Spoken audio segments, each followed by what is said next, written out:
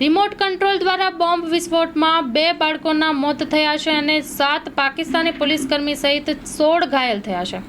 પાકિસ્તાનથી ફરી હચમચાવી મૂકે તેવા સમાચાર સામે આવ્યા છે।